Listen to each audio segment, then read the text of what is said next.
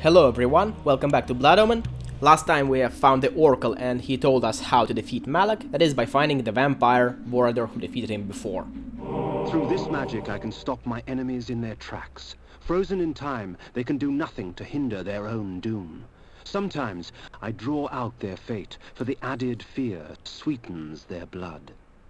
There are more useful spells than this, but I will be getting out some use of it. Flay, iron sword. And what we need to do right now is to get out of these caves. Which is a bit harder than it looks.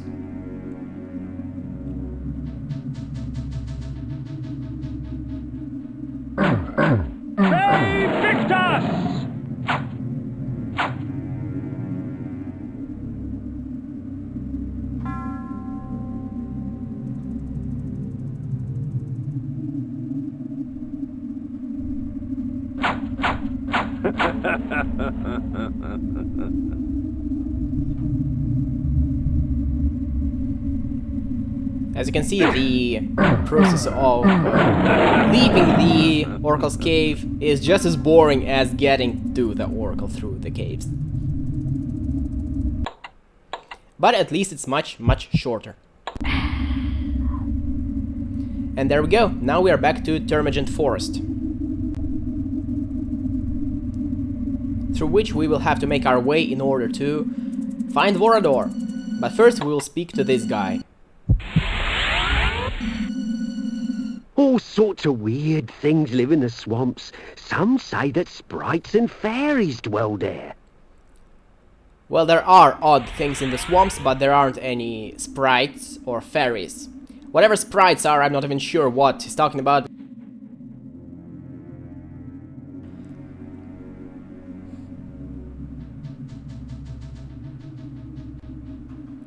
And this is how this spell works. These things are pretty much the only things that I will be using it against, because in this part we are going to get a bunch of other spells that are a lot more useful. And I even somehow managed to get a bit of use for the axes. They are useless when there's more than one enemy, but they at least look cool.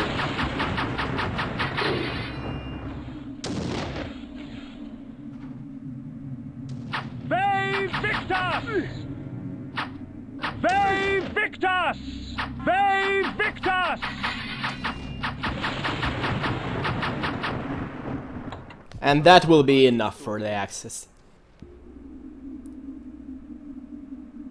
Besides, we are going to get a new weapon, which will make everything else pretty much obsolete. Well, not entirely obsolete, but it will limit the uses for all other weapons.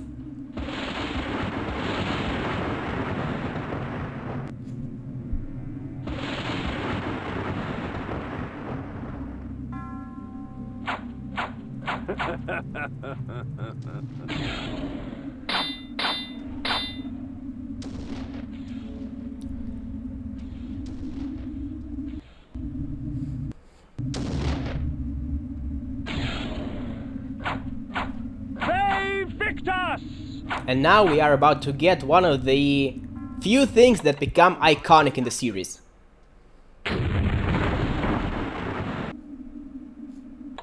The iron sword.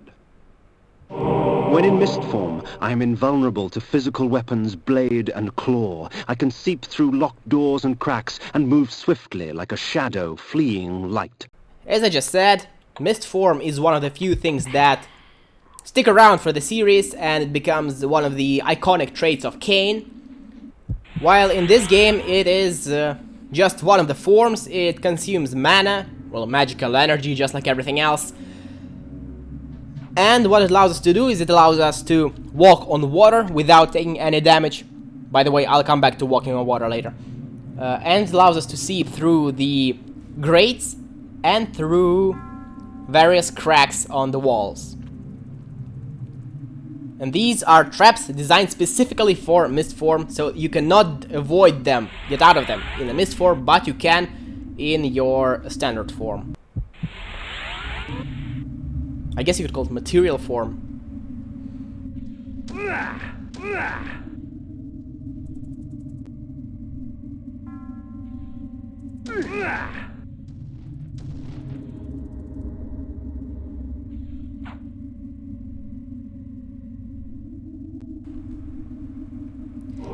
And here we seep through these cracks, and this is really not obvious that you can see through these, because to me, to be honest, they look like vines.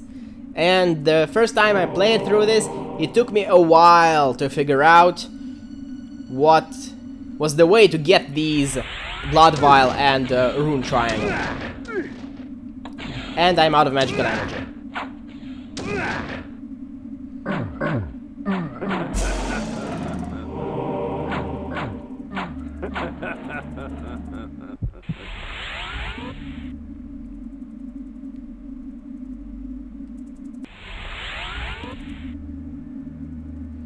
Unfortunately, this dungeon is entirely based around the mist form, and by the middle of the dungeon you generally just simply run out of magical energy, which you need to sustain the mist form.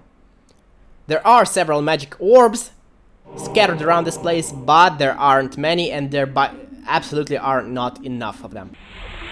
Especially considering the way I play the game, which is by spamming spells. Because screw close combat. Screw that here.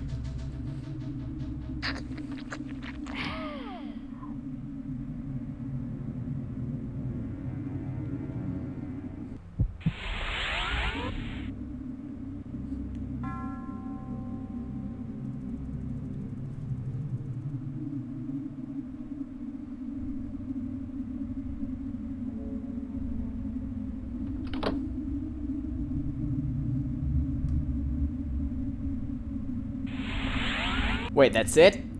I thought I remembered this dungeon being a little longer than that, but hey, if we don't have to waste more magical energy then I don't mind. I don't mind at all.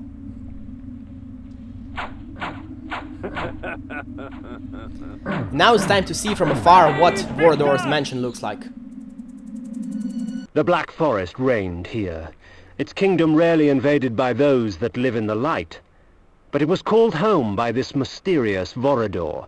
Legend told of a time when Vorador defeated Malek of the Seraphan. If such a man did exist, then he could perhaps be the key to defeating the Ward. Not sure what legend Kain's referring to, considering that it was the Oracle who told him about Malek and the Vorador.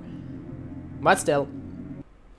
Now, there is this place, and there is that place. We can get there using the mist form, but there is absolutely nothing there. These places only exist to screw around with people who have that explore everything reflex.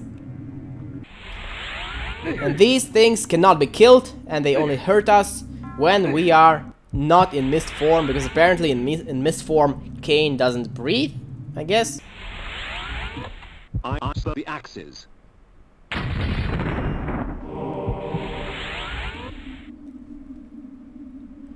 Now, in order to get to Vorador's, we will have to make our way through the marsh, which has a lot of water in it, which is deadly for Kain, because he's a vampire. Now, an interesting detail about the way water works in this game is that Kain can safely stand in water. The problem is Kain cannot walk in water without sustaining damage. Well, unless he's in mist form. And I'm guess this is either...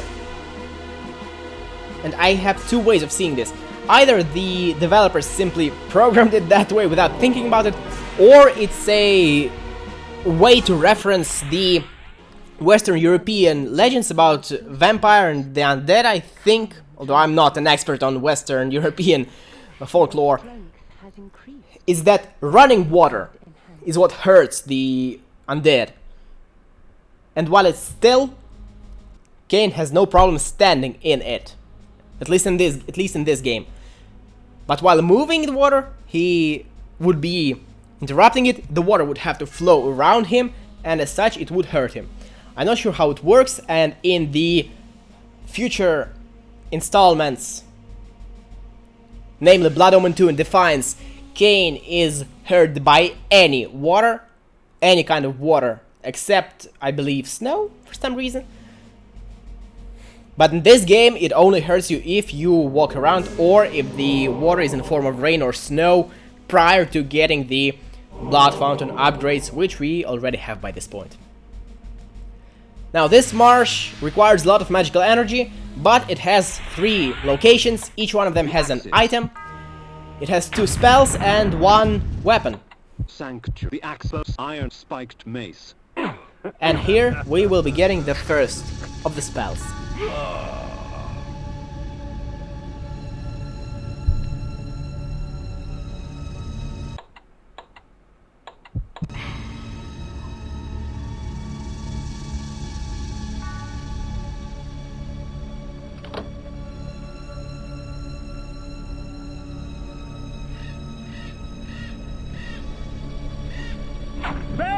Victus!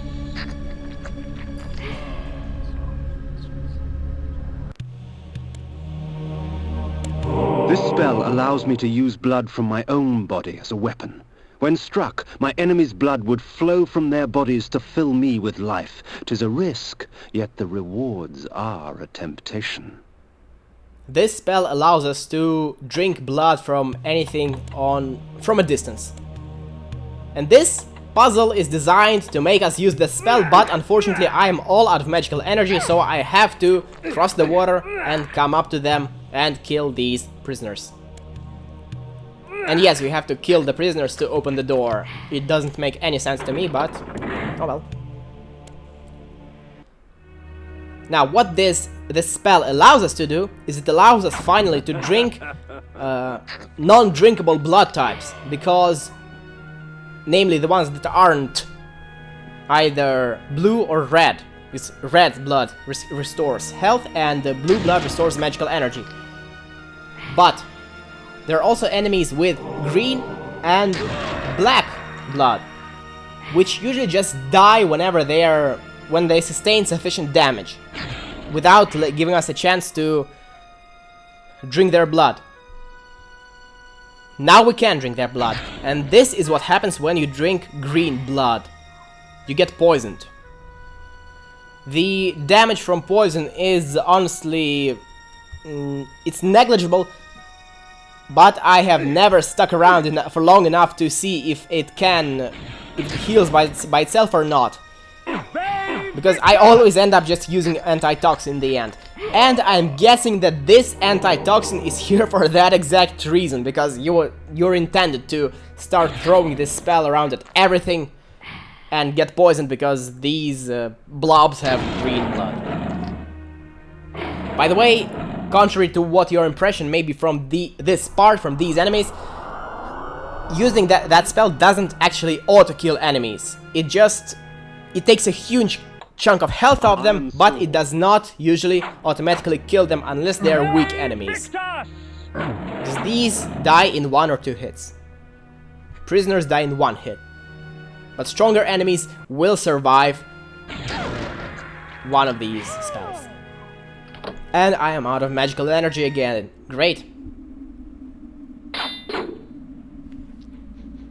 And the skeleton. And as a result, I am about to show you what happens when you drink black blood. We've seen that in a used up blood fountain, but why not do it again? With an actual enemy this time.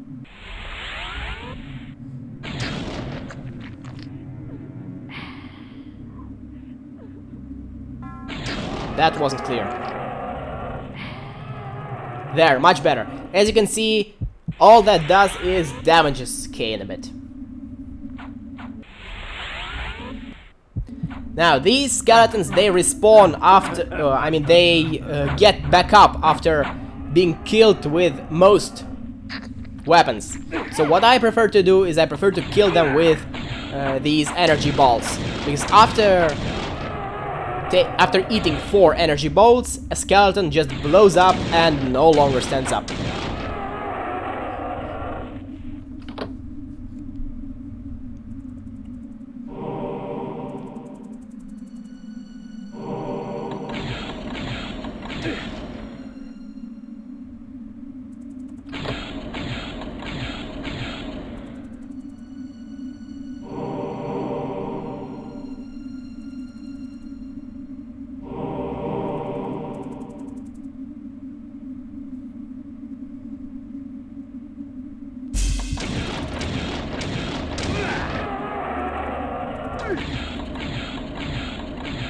At this point I'm just trying to run through this place as quickly as possible.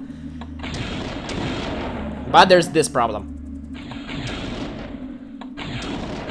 These knife throwers are extremely dangerous, because once you get hit by one knife, you get flinched and automatically, no matter what, you will eat the second knife. And they do a good chunk of damage. A very good chunk of damage. And here I suffer from a weird hitbox on this skeleton.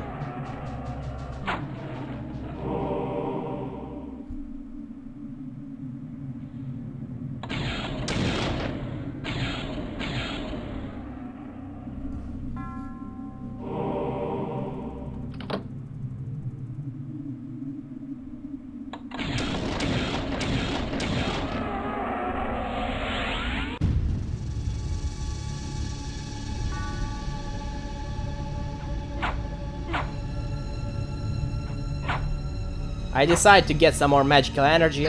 I'm not sure why, but I do.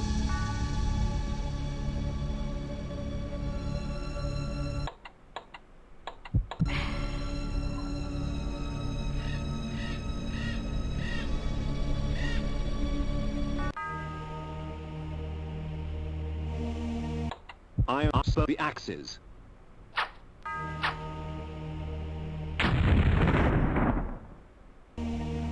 Now, the center tomb has one of the most important spells in the game,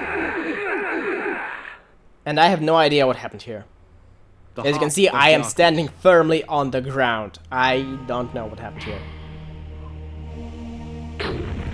Now, this tomb has one of the most important spells in the game, which is the mind control spell. And it is one of the most important spells in the game because it is required to, well, complete the game. Because there are some puzzles in the Vorador's mansion and maybe somewhere later in the game, I'm not sure now, that you need to solve in order to proceed, in order to progress, and which are based around mind control. And the first time I got to Vorador's mansion, I missed this dungeon and I had no idea what to do. Now let's get the spell. See this guy on the right? Yeah. This spell allows me to enslave my enemies, giving me control of their bodies. When I release my grip, their bodies will shrivel and die as I displace their souls and replace them with my own. And this... Now, if you remember Kain talking about implode, he said that that was probably the cruelest method he had. And I disagreed. I think that mind control is the cruelest thing. Because, well, Kain said himself, he displaces the soul of an enemy and replaces it with his own. He forces himself into an enemy. It's not just mind control.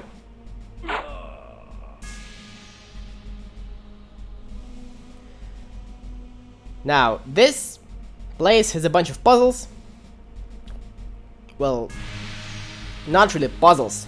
A bunch of dangerous routes that you need to complete in order to get a bunch of stuff, which are in fact technically considered secrets. And they are fairly difficult, because when you are controlling an enemy, the second you touch a spiked ball, you are dead.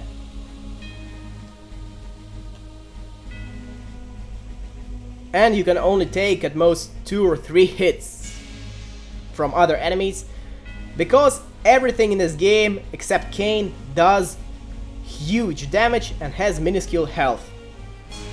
While Kain has a lot of health and does minuscule damage. And I know for a fact that it works the same way in Defiance, where your attacks actually do minimal damage to enemies with minimal health, but you, compared to everything else in the game, have a lot of health, and as a result can take a lot of punishment.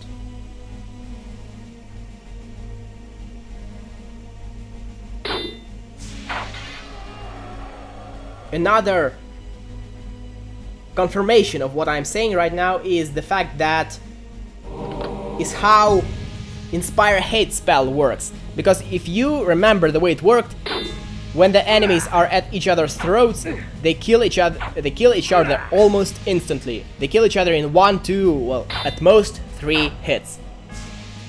That's the reason why. They deal a lot of damage. Kain just has a lot of health.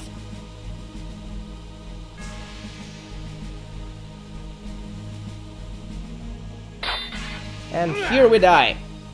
Well, the bandit dies. So I have to reload the room. Because I am not passing up on a blood vial, no way.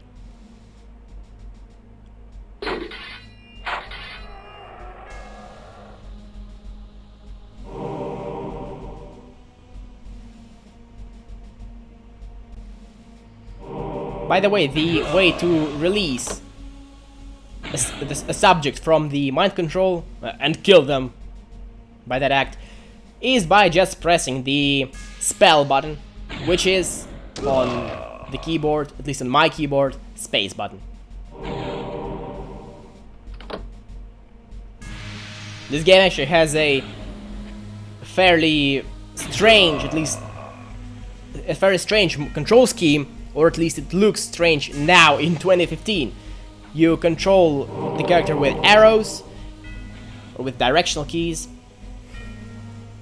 You press left control to attack, and space casts spell or whatever artifact you have, and the functional keys F1 to F6, no, to F7, I'm sorry, are to bring up the menus. Now this is the last part of this mind control dungeon, and it leads us to 2 spirit forges. One for energy bank and another one for antitoxin.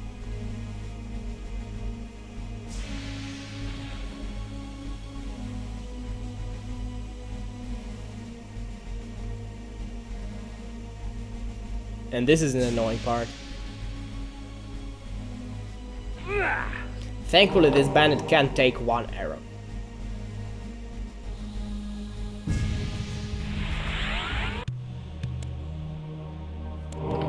And this sound means that we have unlocked a secret. This place is considered a secret. Now, if you remember, the last time we've been to a Spirit Forge, it gave us a few artifacts. But if we sacrifice someone else, we will get a counter for the artifact maxed out. It will be at 99. And the way the mind control subjects are sacrificed is pretty spectacular, if you ask me. Trade your secrets for the blood of the dead, I will. Gone. What's this game rated again? The pimp slow energy font. As you can see, we have 99 energy banks. And now we're about to get as many antitoxins. We'll be able to drink as much green blood as we want.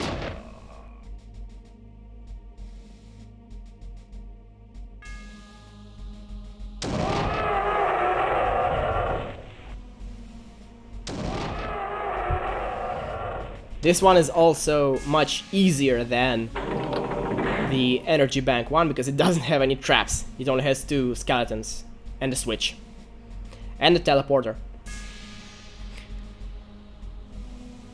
We could go there ourselves because you see this staircase, but I want to max out the counter.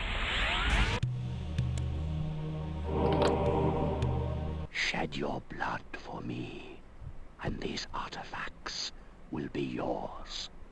Imagine what power you could wield. So, you come to the Spirit Forge for help, do you, vampire? Trade your secrets for the blood of the dead, I will.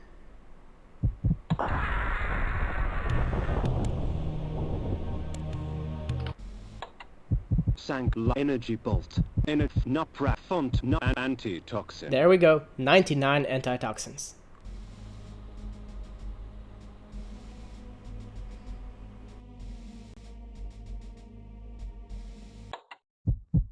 As you can see, we have now unlocked 21 secrets, and our rank rose from whelp to a gimp.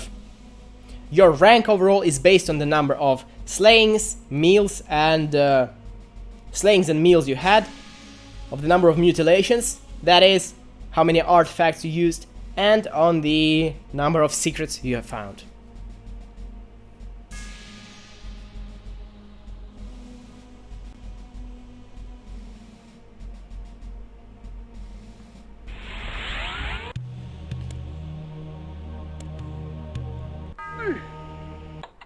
I bone the axes.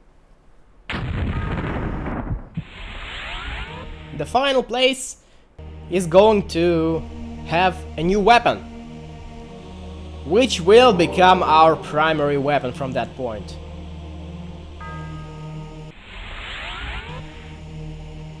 But here it just looks like a sword, just like a regular sword. It's not.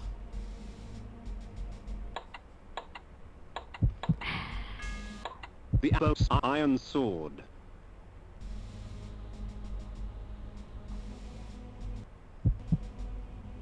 All this suspicious hay. I wonder why is it here.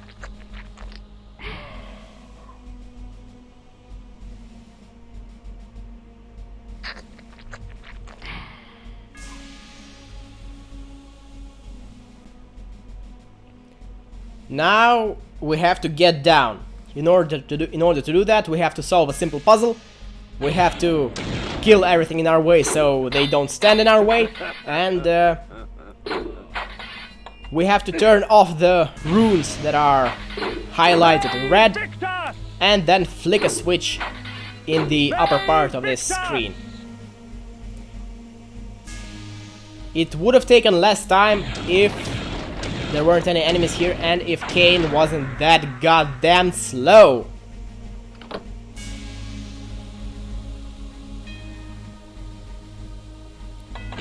I could turn on the wolf form, but unfortunately because the wolf form is much faster than regular Kain, but unfortunately that one is almost useless in combat. Because wolf cannot cast spells.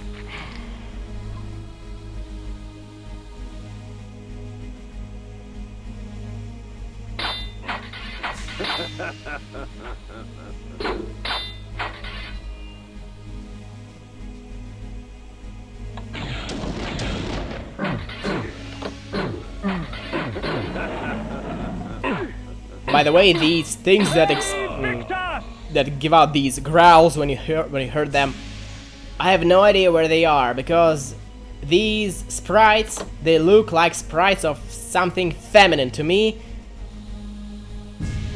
and my brain doesn't exactly compute the way the sprites look and the sounds that they make. So I have no idea what they are. If anyone knows, please tell me. And everyone else, because I am clueless on in that part. Now we can finally get down and get that new weapon.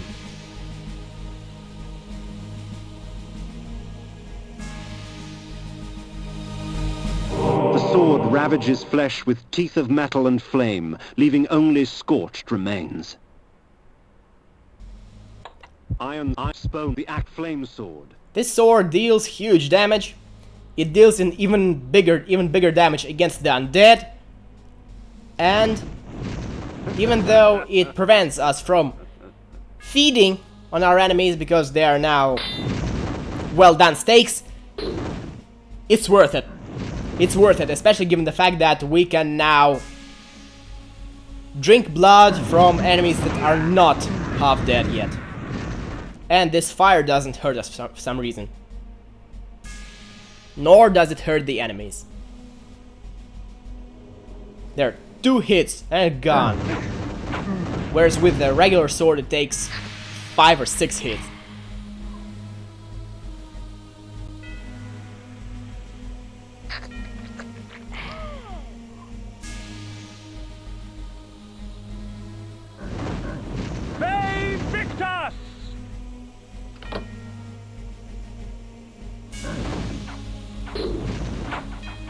delicious.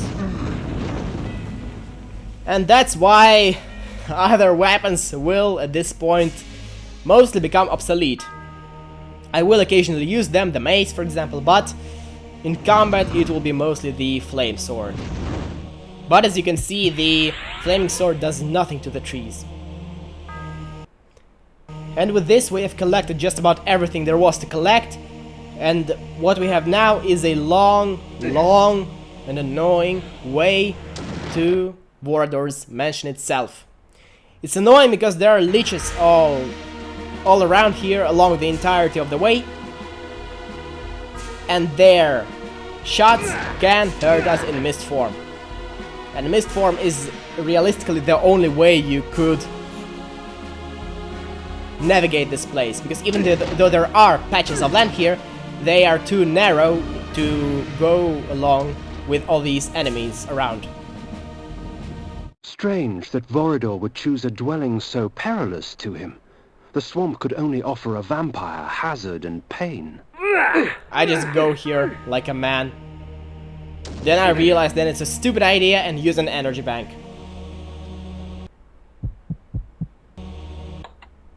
Energy bolt, anti and energy energy bank. Energy bank.